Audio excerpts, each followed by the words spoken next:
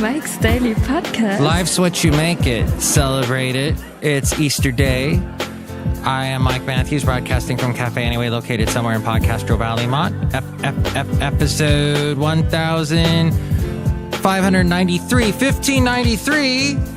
Well, I am talking to you from Podcastro Valley 10 today, and using a different sort of Mike's Daily Podcast apparatus than I usually use, because certain things that I work with lately are Mike's Daily Podcast not working at the station that I work part-time at. And here I am on a holiday, and you know what, I like ham. So I'm going over to some friend's house, and they're going to give me some ham, and they're going to give me maybe some deviled eggs.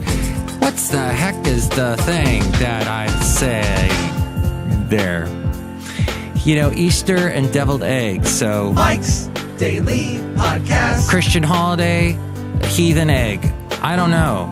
It's a bizarre combination, but Mike's that's what we have. Daily In the East Bay. Podcast. In the Easter Bay. Yeah! I'm your host, Mike Matthews, back from my trip to Monterey, which I did on Good Friday. It was nice. I drove down, no issues driving down. Took 680 through the Sinol Pass there, the beautiful greenery and the green hills. Everything's still green. Oh, look who just walked in. People are walking in now. Characters are walking in and stuff. Let's say hi to them. Hi, Mac. It's Benita, the rodeo queen. How you doing? It's a Disgruntled Fiddle Player, tell you what. What? Those green hills are perfect for the cows. Yes, and usually I'd have a mooing sound effect right here, but you've heard it. You know what it sounds like, so forget it. Look who else is walking in a moment. Well, they're not here. I guess we'll wait till the door opens. It's not opening. All right. At any rate, Monterey, beautiful area. It was a little bit hazy, and there was a lot of traffic. Oh, there you are. Hello, Mike. I make the delicious root beer. I'm the Brewmaster. Oh, boy, have some.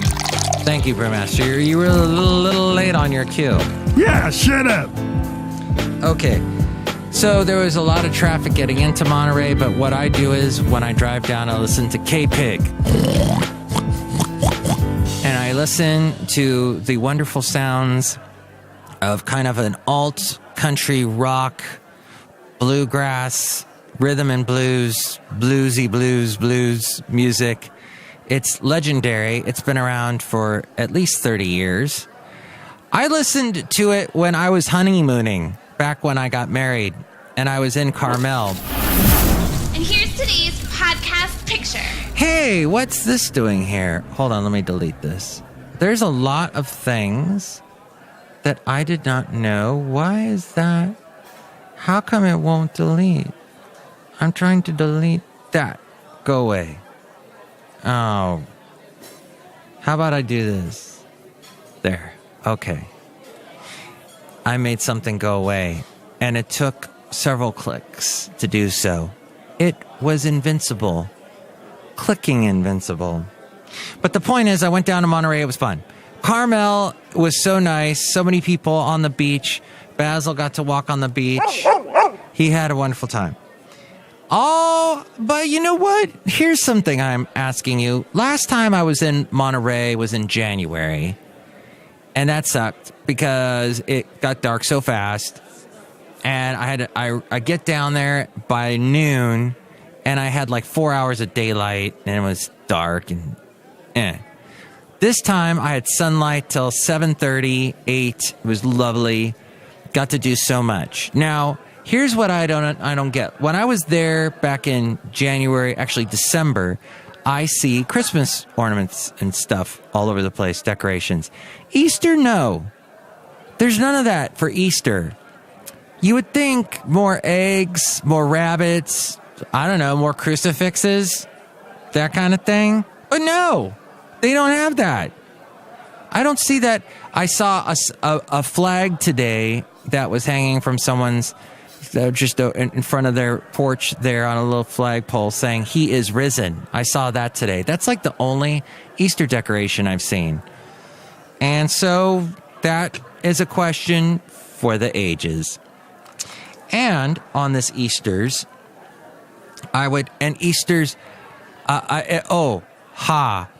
So I saw my ex-wife when I was down in Monterey, and had lunch with her and her husband. They've been married for over a year now, and they have a daughter that is actually just turning, well, at any rate, I may be giving out too much information here. At any rate, they're a cute family. And I'm still friends with my ex-wife. And it's funny because if you are able to be friends with your ex-wife and you're able to joke about things, one thing when we were married, we watched Nacho Libre all the freaking time. And I said to my ex-wife's new husband, I said, "Well, happy Easters." And he kind of laughed and he goes, "I got it." And I'm like, "What? You've seen that movie?" Like, we instantly knew. What? Isn't that weird to have shorthand with your ex-wife's new husband? What? The line is, I'm not going to be able to find it on the fly here.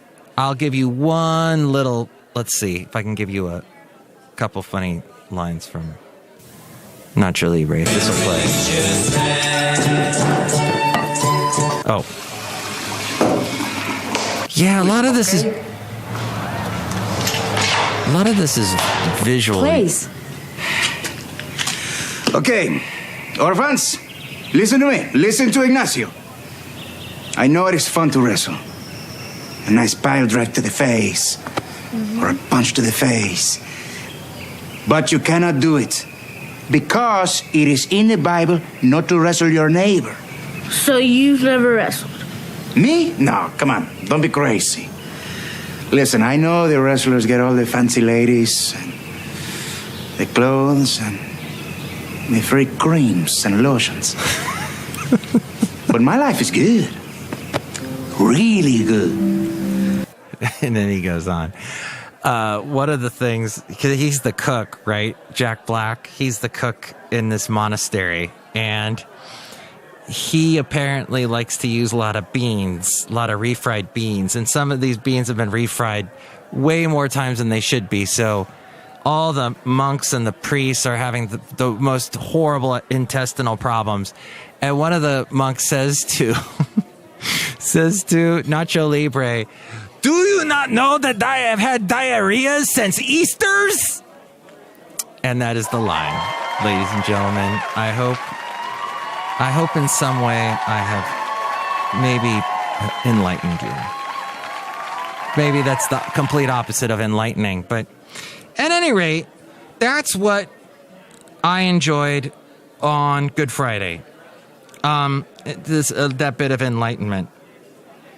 How come I watched a little bit of Nickelodeon today? I don't know exactly why. I was at work.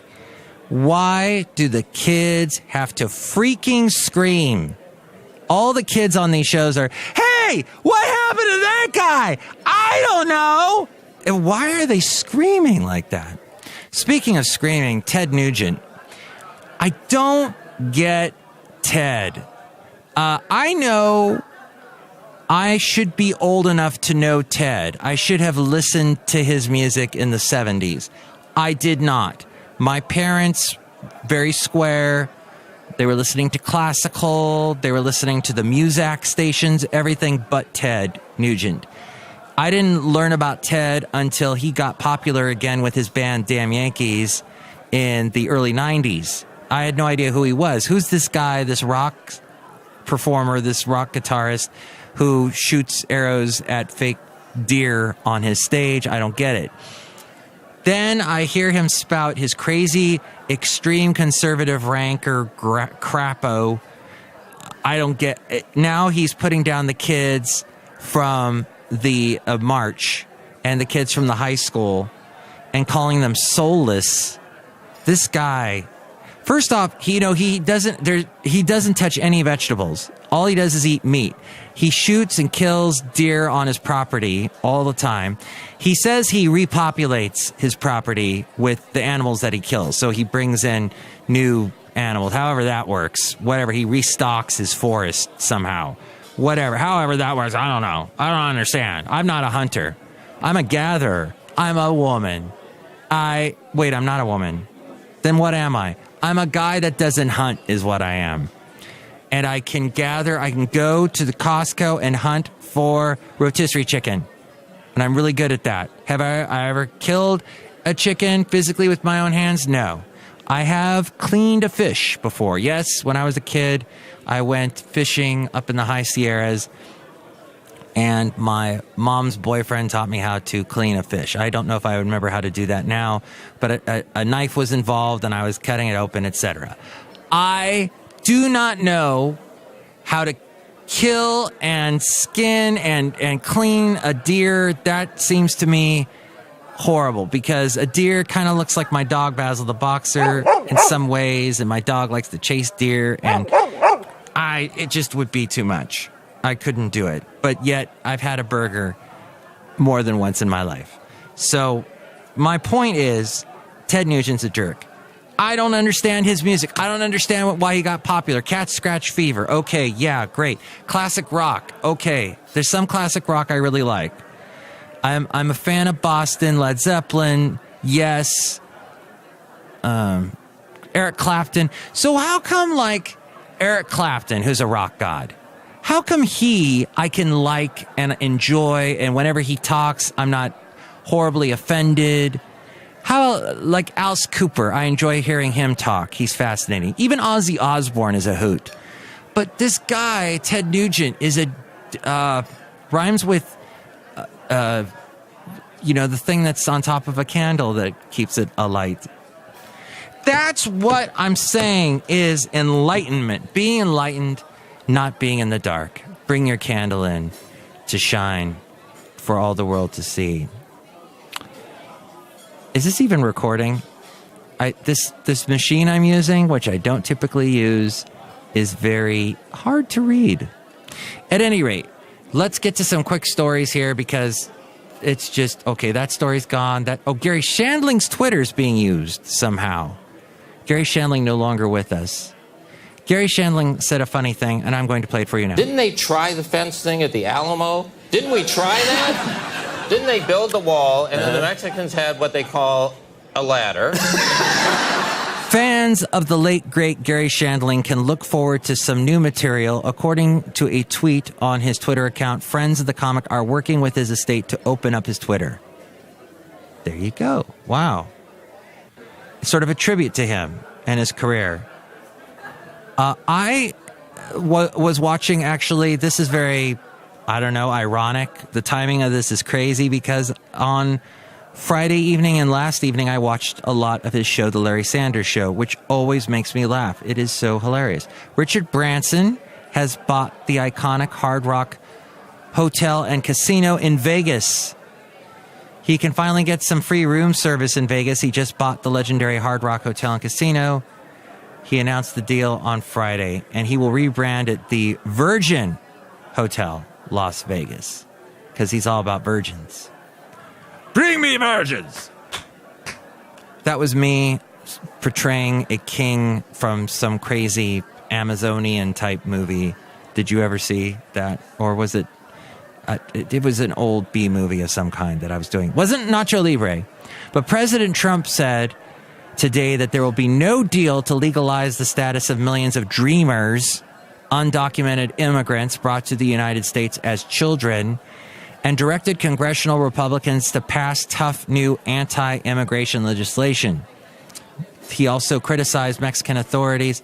This pertains to the Gary Shandling quote I just played, as being too lax about border security, saying the U.S.-Mexico border was getting more dangerous. He threatened to stop the North American Free Trade Agreement if Mexico does not stop the big drug and people flow. This was in his morning tweets.